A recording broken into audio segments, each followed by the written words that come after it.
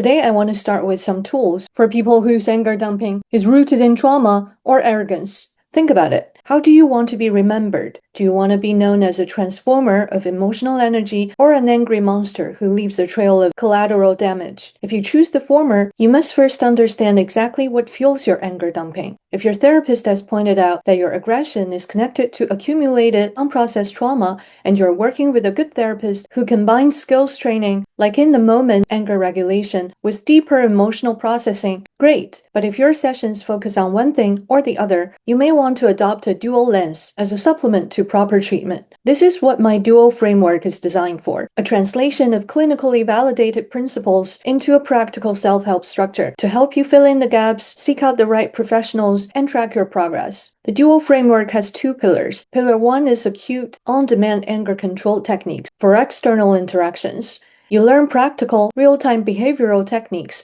to catch yourself in the moment. When internal pressure spikes during a daily conversation, you need tactical tools to put a hard brake on your reaction before you weaponize your words. One critical point. These techniques work best when you deploy them early, at the first signs of rising pressure, not at peak rage. By the time full dysregulation hits, the window for voluntary intervention has largely closed. The real skill is learning to recognize your early warning signals. Pillar 2 is long-term internal processing, the deep, structural exploration of your past. You dig into your emotional history and explore the root causes of that decades-old buildup. You want to slowly, systematically work through the backlog of shame and resentment. You can start today with my anger logbook to begin building emotional awareness, but you will need professional help to navigate those deeper shadows safely. The two pillars of the dual framework work together. You cannot have one without the other. Managing your surface behavior without clearing out the internal wreckage will eventually lead to a blowout.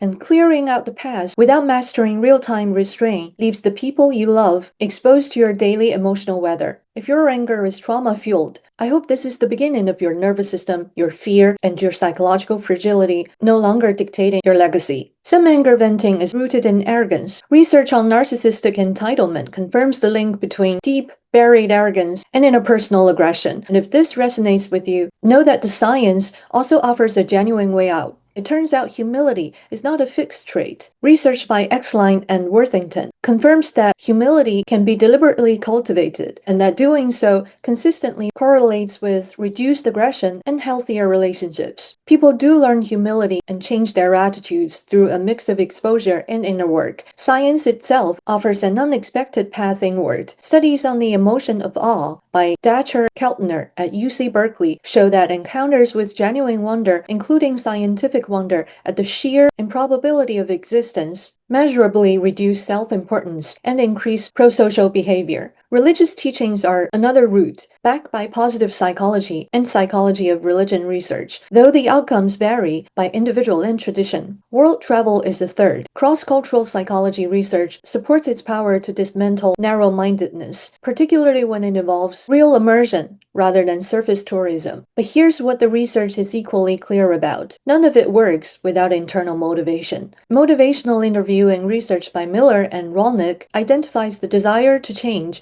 as the single strongest predictor of lasting behavioral change. Without a heart that genuinely wants to begin, no tool, no teaching, and no experience will land. For some people, that desire only arrives after an awakening event, a crisis that makes the cost of staying the same finally unbearable. Post-traumatic growth research calls this a turning point. It is painful, but it's also where real change begins. I'll share some tools for the victims of anger dumping in my next video. Subscribe and stay tuned. We all carry anger. It has important messages for us to hear. If you want to start exploring yours, check out my anger logbooks in the show notes. And thank you. Your curiosity and willingness to translate anger are received and appreciated.